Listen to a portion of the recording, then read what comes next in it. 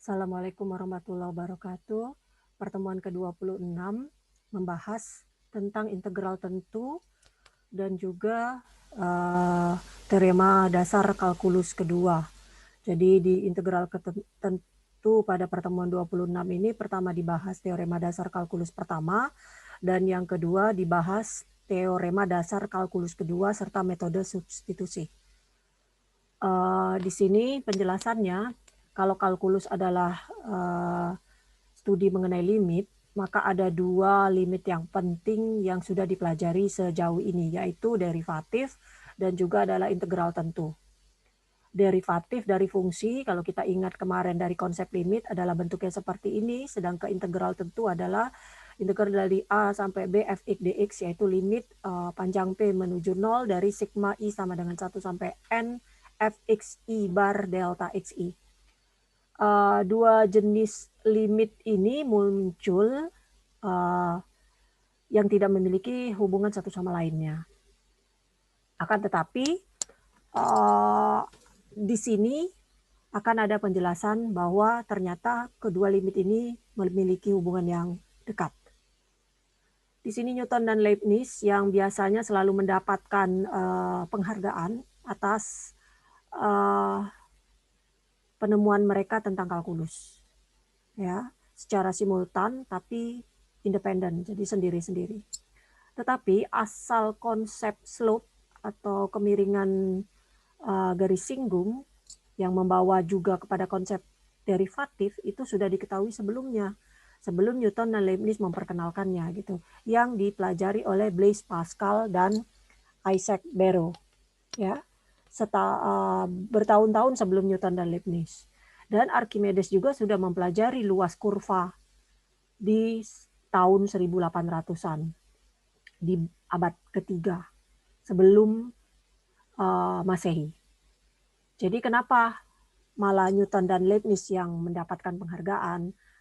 Di sini kelebihan mereka mengerti dan juga mereka mengeksploitasi, mencari hubungan antara antiderivatif dan definite integral tentunya. Sehingga hubungan tersebutlah yang dinamakan dengan teorema kalkulus dasar pertama. Teorema dasar pertama. Di sini kata-kata teorema dasar itu banyak ditemui dalam istilah-istilah matematika. Kalau dalam teorema aritmatika dasar mengatakan bahwa seluruh faktor bilangan bulat itu secara tunggal bisa dinyatakan sebagai perkalian dari prima-prima, bilangan prima. Kemudian teorema aljabar fundamental atau dasar mengatakan bahwa polinomial derajat ke n pasti memiliki n akar. Kemudian akarnya lengkap, kompleks, dan juga adanya multiplicity atau kelipatan akar-akar yang sama. Sebarang teorema dasar itu bisa dipelajari dan bisa diingat dengan mudah. Di sini dipelajari di mana juga masalah kecepatan suatu objek di waktu T diberikan oleh rumus V sama dengan Ft seperempat T pangkat 3 plus 1. Kita tahu jarak yang ditempuh dari waktu T sama dengan 0 sampai T sama dengan 3 adalah FTI delta T, yaitu 129/16 gitu ya. Dengan menggunakan terminologi yang sama dari subbab 4.2, kita bisa lihat bahwa jarak yang ditempuh dari waktu T sama dengan 0 dan T sama dengan 3 adalah sama dengan integral tentunya dari 0 sampai 3 FT dt, yaitu limit n menuju T hingga dari sigma I sama dengan 1 sampai n dari FTI delta T. Ya. Karena kecepatan itu positif untuk semua T lebih dari sama dengan 0, jarak yang ditempuh melalui waktu T adalah sama dengan posisi dari objek di waktu T. Jika kecepatannya negatif untuk beberapa nilai T, maka objek harus lewat mundur di waktu T tersebut. Dalam kasus yang demikian, jarak yang ditempuh tidak sama dengan posisi tidak dalam posisi yang sama. Kita bisa gunakan penalaran yang sama untuk mendapatkan jarak S yang ditempuh dari waktu T sama dengan 0 dan T sama dengan X, berarti FT dt, 0 sampai X. Jadi Sx adalah 0 sampai X FT dt. Jadi pertanyaannya, apa derivatif dari S? Karena derivatif dari jarak tempuh sepanjang kecepatannya selalu positif adalah kecepatan, ya kan? Turunan dari jarak berarti kecepatan. Jadi kita tahu S aksen X itu sama dengan V, sama dengan Fx. Jadi dengan kata lain, turunan dari Sx adalah turunan dari integral 0 sampai X Ft dt. Sama dengan Fx. Ya. Sekarang kita definisikan AX. AX adalah luas daerah di bawah grafik Y sama dengan sepertiga T plus 2/3 di atas sumbu T dan antara garis vertikal T sama dengan 1 dan T sama dengan X di gambar 1 di bawah ini. Karena luas fungsi tersebut mengakumulasi luas di bawah kurva dari nilai tertentu T-nya sama dengan 1 dalam hal ini ke variabel nilai variabel yaitu T sama dengan X. Jadi apa derivatif dari A? Area atau luas dari AX sama dengan integral tentu, ya kan, 1 sampai X dari 2/3 T plus 2/3 plus sepertiga T dt. Dalam hal ini kita bisa evaluasi integral tentunya dengan menggunakan argumen geometris bahwa AX adalah luas trapezoid ini, ya kan, yaitu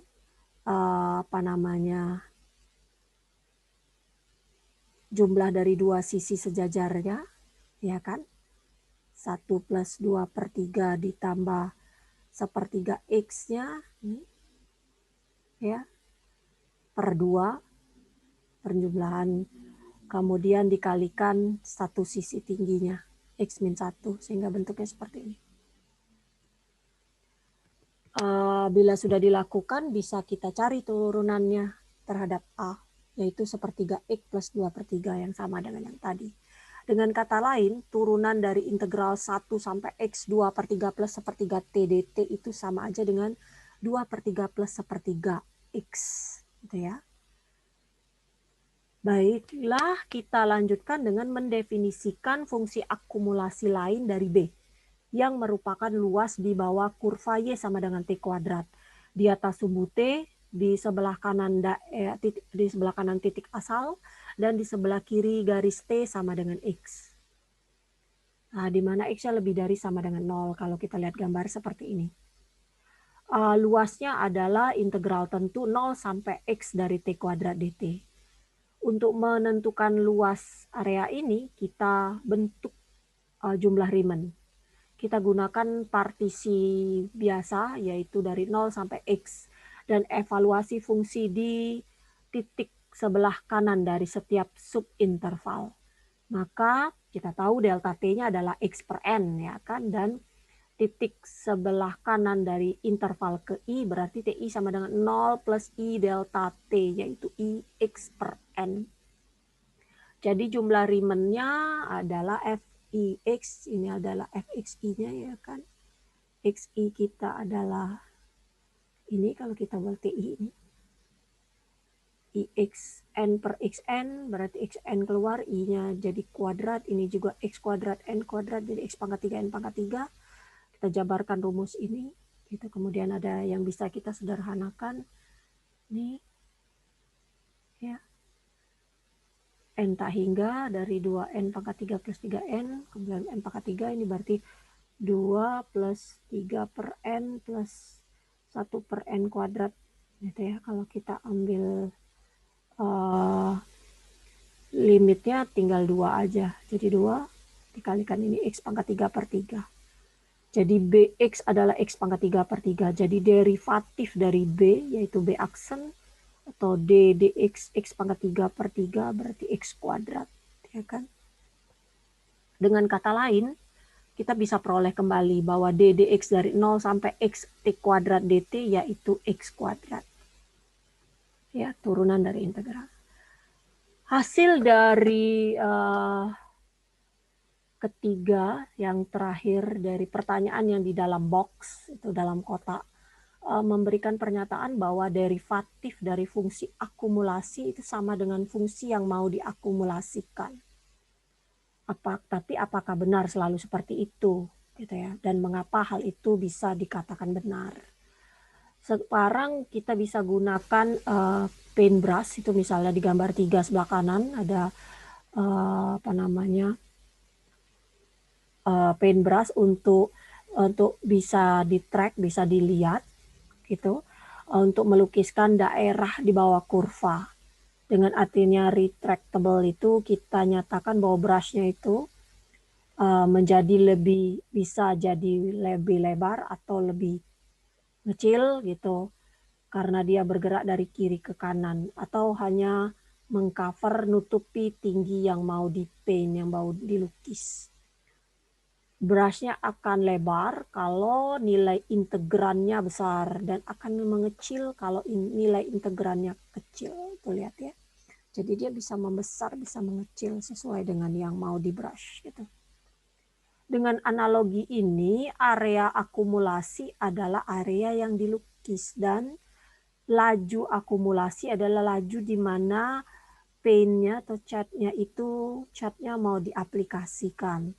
Tetapi di laju yang mana paint-nya atau catnya mau diaplikasikan akan sama dengan lebar dari brush, yaitu merupakan tinggi fungsi. Jadi kita bisa restate, nyatakan hasilnya sebagai berikut. Laju akumulasi T di T sama dengan X sama dengan nilai fungsi yang diakumulasi di T sama dengan X. Hal inilah yang disebut dengan teorema dasar kalkulus pertama.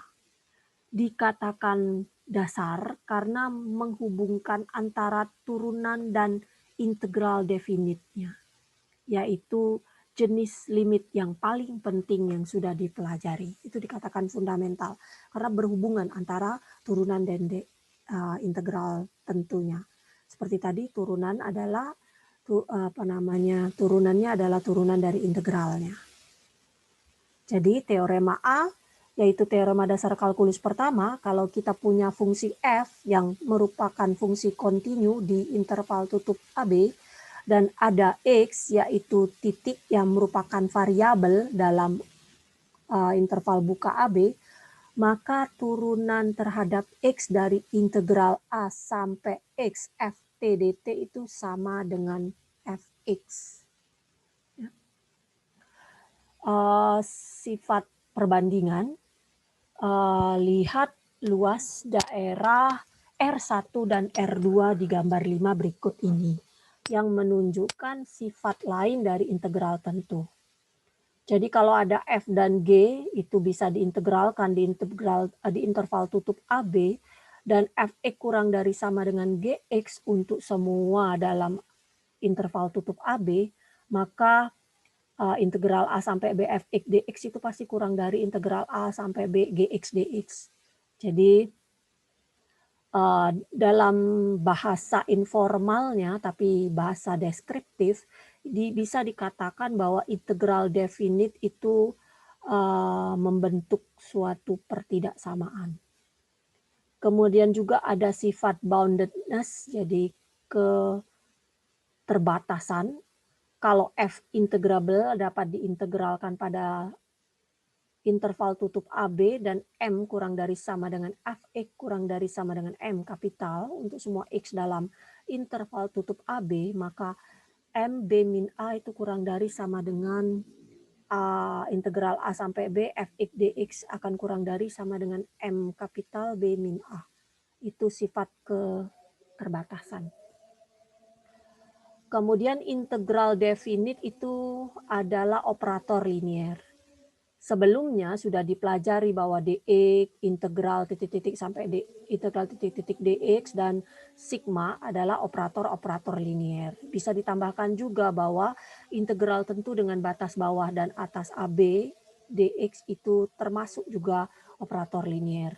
Karena dilihat di sini kalau ada konstanta, berarti konstantanya juga bisa keluar seperti ini. Kalau penjumlahan bisa dicari dulu masing-masing integral tertentu tersebut baru dijumlahkan ataupun dikurangkan.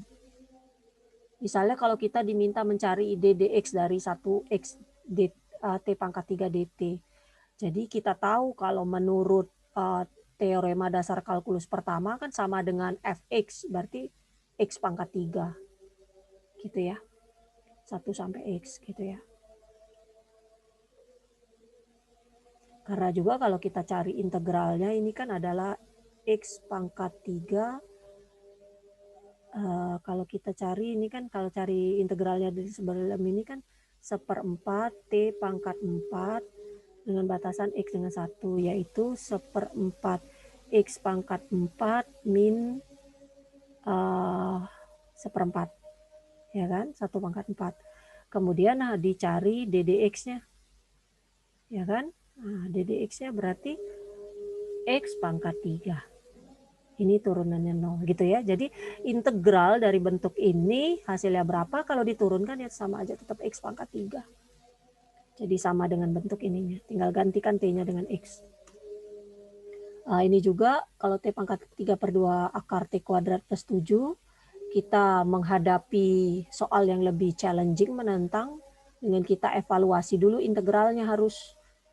Akan tetapi kita udah tahu tuh kalau menurut teori, kalau kita mau mencoba menyelesaikan seperti yang Ibu selesaikan yang di soal pertama tadi, akan sangat sulit karena ini melibatkan akar seperti ini.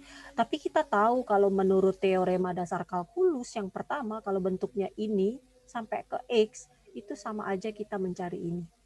Kita tinggal substitusikan aja T-nya menjadi X gitu. Walaupun berapapun nilai ini, asalkan batas atasnya X. Dan dicari turunan ini. Ya, gitu. Kemudian cari ddx 1 x kuadrat 3t min 1 sama aja juga x kuadrat ini ya. Itu dilakukan dalam dua cara. Pertama, kita bisa cari turunannya dengan mengaplikasikan teorema dasar kalkulus pertama. Meskipun kita punya agak sedikit rumit karena upper limitnya, batas atasnya x kuadrat bukannya x. Masalah ini dihandle dengan aturan rantai. Kita bisa nyatakan ekspresi dalam kurung itu dengan U sama dengan X kuadrat. Gitu ya. Kalau itu U sama dengan X kuadrat, dengan aturan rantai, turunan terhadap X adalah fungsi komposit jadinya ya kan. dxu yaitu U 3U min 1 kita tulis ya, X kuadratnya 3U min 1 dikali 2X 3X kuadrat min, di sini U-nya X kuadrat, kemudian ini 1 min U jadinya ya kan 3T min 1 DT dikali DX terhadap U itu, jadi 3U min 1 ini adalah 2X sama dengan U itu sendiri adalah X kuadrat, 3X kuadrat min 1 dikali 2X, 6X pangkat 3 min 2X. Seperti itu, kita memperlakukannya seperti itu. Nah, jadi DU dari sini terhadap DT dan DXU. Ubah T-nya menjadi U menurut teorema dasar kalkulus, kemudian turunan ini turunan dari fungsi U terhadap X berarti 2X. Masukkan semuanya, gantikan U-nya itu dengan X kuadrat, baru jadi semuanya dalam X kuadrat. Ya. Cara lain untuk menentukan derivatifnya adalah mengevaluasi integral tentunya dulu. Kemudian kita baru gunakan derivatif. Integral tentu dari rumus ini kan adalah area atau luas di bawah garis Y sama dengan 3T min 1 antara T-nya sama dengan 1 dan X kuadrat nih. Gambar sini. Karena areanya adalah trapezoid, gitu ya, luasnya, berarti kan 1 min X kuadrat min 1, ini kan base-nya, per 2, ditambah jumlah 2, ditambah jumlah kedua panjang sisi yang sejajarnya. 2 ditambah 3x kuadrat min 1. Yaitu 3/2x pangkat 4 min ini. Kalau kita cari ini, bentuk itu sama dengan ini. Ya kan, luas areanya. Sehingga kalau kita cari turunannya berarti jadinya 4 dikali 3/2 x pangkat 3 min 2x. Atau 3/2 x pangkat 3 2, sorry. Ini 2, 6 ini jadinya. 6x pangkat 3 min 2x. Ya, sama. Jadi bisa pakai rumus luas daerah, bisa juga kita cari dengan menggunakan aturan rantai seperti ini tadi. Ya. Ada contoh yang ke-6, tentukan AX sama dengan integral 1 sampai X T pangkat 3 dt. Kita misalkan Y-nya sama dengan AX dan tunjukkan bahwa dx-nya sama dengan X pangkat 3. Kita tentukan solusi, ini disuruh membuktikan ya. Buktikan bahwa ini, kemudian tentukan solusi dari persamaan diferensial dy dx sama dengan X pangkat 3 yang memenuhi Y sama dengan 0 dan saat X sama dengan 1, dan kemudian disuruh mencari integralnya. D, kita udah tahu menurut teorema dasar kalkulus pertama berarti dy dx-nya A aksen X yaitu X pangkat 3, ya kan. Nih, kita tahu. Karena persamaan diferensial dy dx sama dengan X pangkat 3 itu separable, kalau kita ingat di pengantar persamaan diferensial artinya bisa kita pisahkan, berarti dy adalah X pangkat 3 dx, sehingga kalau kita integralkan Y sama dengan integral X pangkat 3 dx per 4 X pangkat 4 plus C. Saat X sama dengan 1 berarti A1-nya adalah 1 pangkat 4 per 4 gitu ya, plus C. Ini sama dengan 0. Pada saat X sama dengan 1, Y-nya adalah 0 ya kan. Nih, pada saat 1 Y-nya sama dengan 0. Sehingga kita peroleh C-nya min 1/4. Solusi dari PD-nya adalah 1/4 X pangkat 4 min 1/4. Kemudian yang ketiga pertanyaannya, yang ke C maksudnya tentukan integral itu. Tadi kita udah tahu 1/4 X pangkat 4 min 1/4 berarti kita tinggal masukkan aja nilainya. Adalah 1 min 4 masukkan dikurang 1/4, cari integral tentunya didapat 255/4. Ini bisa dicari sendiri, cari formula untuk akumulasi fungsi AX yang sama dengan daerah yang diindikasikan. Ya, coba dicari sendiri 1, 2. Ini ada beberapa sudah diberitahu gitu ya. Nah, coba cari jawaban ini dari mana mendapatkannya ya untuk nomor 1 dan 2. Coba sendiri. Kemudian bagian yang kedua yaitu teorema dasar kalkulus kedua dan juga metode substitusi. Kalau teorema kalkulus dasar pertama yang diberikan di subbab berikutnya menunjukkan hubungan inverse antara integral tentu dan derivatif. Walaupun tidak terlalu terlihat, hubungan ini sebenarnya memberikan cara yang sangat baik dalam mengevaluasi integral tentu. Tool yang dipakai itu namanya teorema dasar kalkulus kedua dan diaplikasikan lebih sering daripada teorema dasar kalkulus pertama.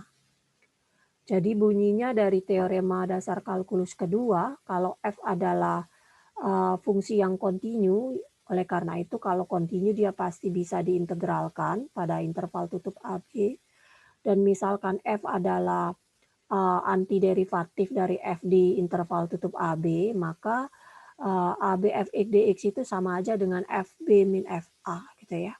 F-nya kapital, sama aja hasil integral dari F kecil tersebut. Di subbab 3.8 didefinisikan integral tak tentu sebagai antiderivatif. Di subbab 4.2 kita definisikan integral tentu sebagai limit dari jumlah Riemann. Kita gunakan kata yang sama yaitu integral untuk kedua kasus. Meskipun di sewaktu-waktu tampaknya tidak ada sedikit kesamaan antara dua tersebut. Teorema A adalah dasar karena menunjukkan bagaimana integrasi tak tentu, yaitu antiderivasi, dan integral tentu, yaitu luas bertanda, itu terhubung. Sebelum ke contoh, kita bisa bertanya pada diri sendiri mengapa kita gunakan sebarang dalam setiap pernyataan dari teorema.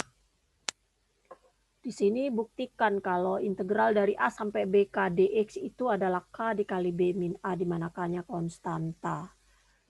Fx adalah Kx ya kan, integralnya adalah antiderivatif dari Fx sama dengan K. Jadi menurut teorema dasar kalkulus kedua, berarti Kx sama dengan, kalau Fb berarti Kb, X-nya gantikan dengan B, dan Ka yaitu KB min A. Seperti itu. Kalau ini ditunjukkan seperti ini, kita cari turunan ini adalah setengah X kuadrat. Berarti FB min FA adalah setengah B kuadrat. Setengah B kuadrat min setengah A kuadrat. Nih, kalau diminta mengevaluasi dengan menggunakan teorema dasar kalkulus kedua dan menggunakan kelinearitasan, yaitu teorema 4.3D, kita bisa lakukan. Kalau kita pakai teorema dasar kedua, kita udah langsung tahu turunannya, kemudian dari batasnya dapat seperti ini. Kalau kita menggunakan kelinieran dulu, berarti kita keluarkan dulu masing-masing dan kita cari juga hasilnya tetap sama. Gitu ya. Kemudian ada bahasan mengenai metode substitusi. Kalau di subbab 3.8 diperkenalkan metode substitusi untuk aturan pangkat. Aturan ini bisa diperluas untuk kasus yang lebih umum sebagai berikut yang diberikan oleh teorema ini. Kita bisa lihat bahwa aturan substitusi itu tidak lain adalah sebenarnya aturan rantai dalam kebalikannya. Jadi untuk aturan rantai pada integral tak tentu, kalau fgx g aksen x berarti fgx plus c, gitu kan. Dengan syarat G-nya adalah fungsi yang terdiferensiabel dan F kapital adalah antiderivatif dari F. Nih, kalau kita diminta mengevaluasi sin 3x dx integralnya, kita bisa tahu nih sebenarnya U adalah sin 3x, U adalah 3x-nya. Sehingga du-nya adalah 3 dx turunannya. Jadi integral sin 3x dx yaitu sama aja dengan integral sin U, ya kan? Dan dx kita adalah nih, du sama dengan 3 dx, berarti dx sama dengan du per 3. du per 3. Sehingga sebenarnya bisa kita keluarkan sepertiga integral sin u du sepertiga in sin negatif cos, berarti min cos u plus c, atau min setengah cos u-nya adalah 3x plus c. Gitu ya cara menyelesaikannya. Jadi kita misalkan sedikit, tapi kita harus modifikasi yang agak sedikit berbeda dengan aturan rantai untuk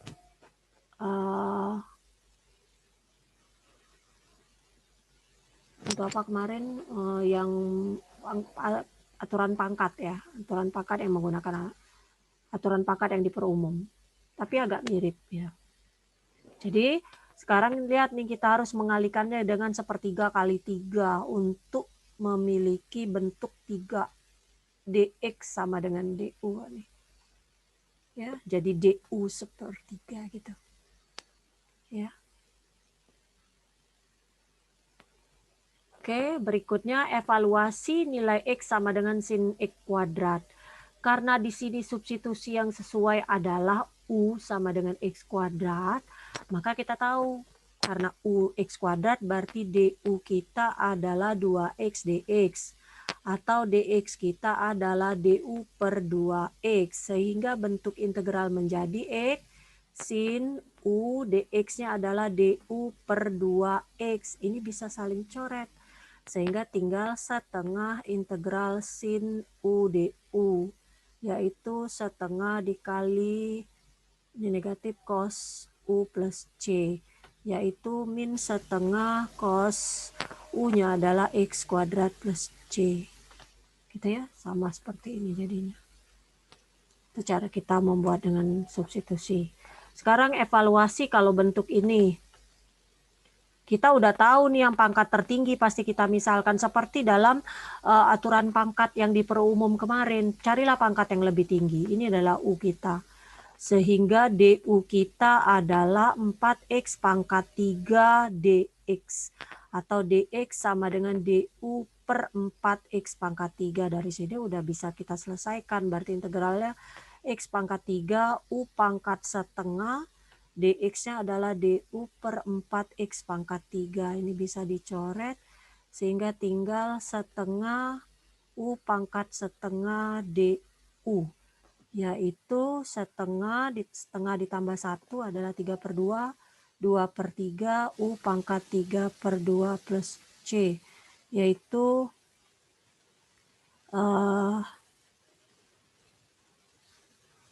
u pangkat setengah 3 per 2, 2 per 3 kan benar, 1 bagi 3 per 2, oke. Sehingga sepertiga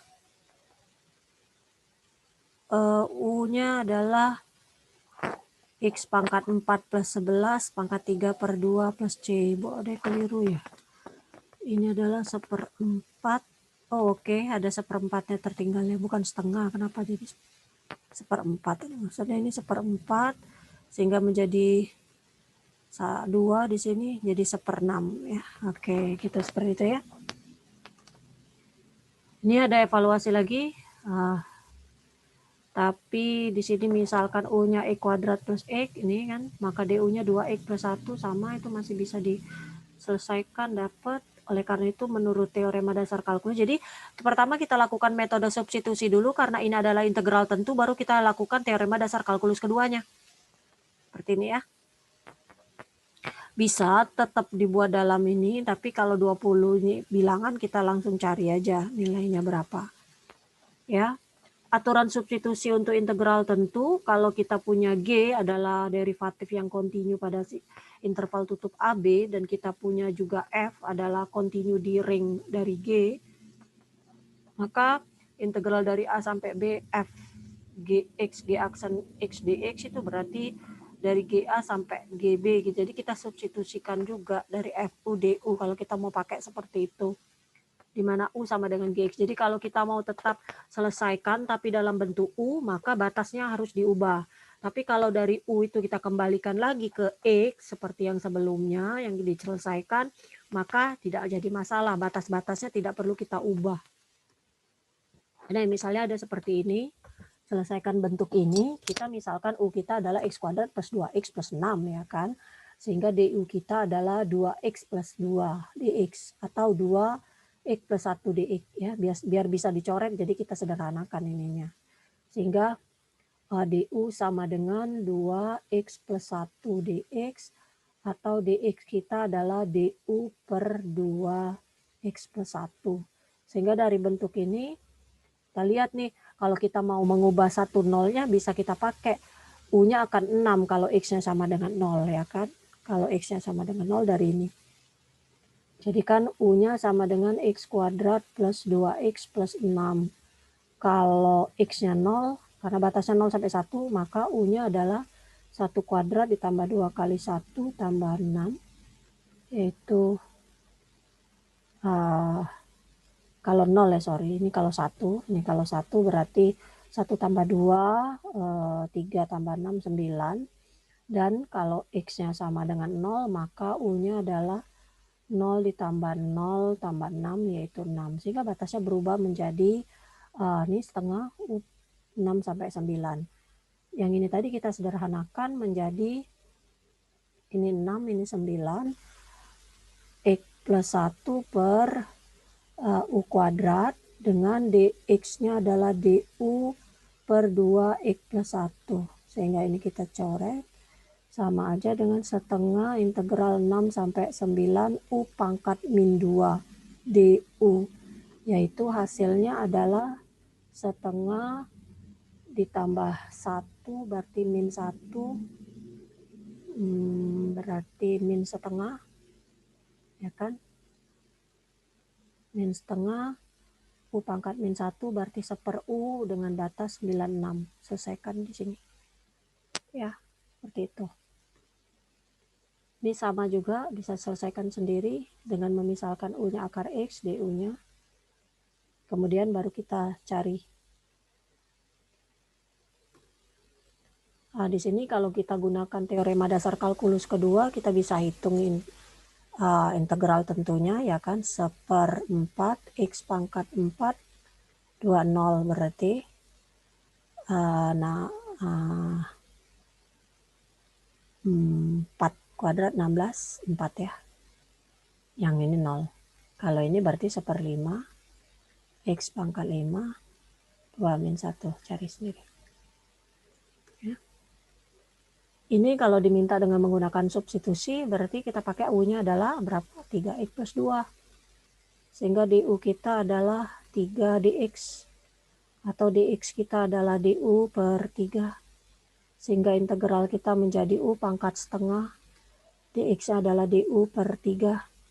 Sama aja dengan 1/3 U pangkat setengah DU. Yaitu 1/3 dikali setengah ditambah 1 adalah 3/2. 2/3 dikali U pangkat 3/2 plus C. Atau 2/9. U-nya adalah 3X plus 2 pangkat 3/2 plus C. Kalau yang ini sama aja, cuma beda U-nya adalah 2X min 4. DU-nya adalah 2 dx. Atau dx-nya adalah DU per 2. Sehingga integralnya menjadi U pangkat 1/3. Dx adalah DU per 2. Sama dengan setengah di luar, U pangkat 1/3 DU. Yaitu 1/3 ditambah 3/3 adalah 4/3, 3/4. Ya, dikali U pangkat 4/3 plus C. Atau 3/8. U-nya adalah 3X plus 2 pangkat 4/3 plus C. Ya. Oke, ini merupakan materi ke-26 yang seharusnya Ibu share di hari Sabtu. Terima kasih atas perhatiannya. Assalamualaikum warahmatullahi wabarakatuh.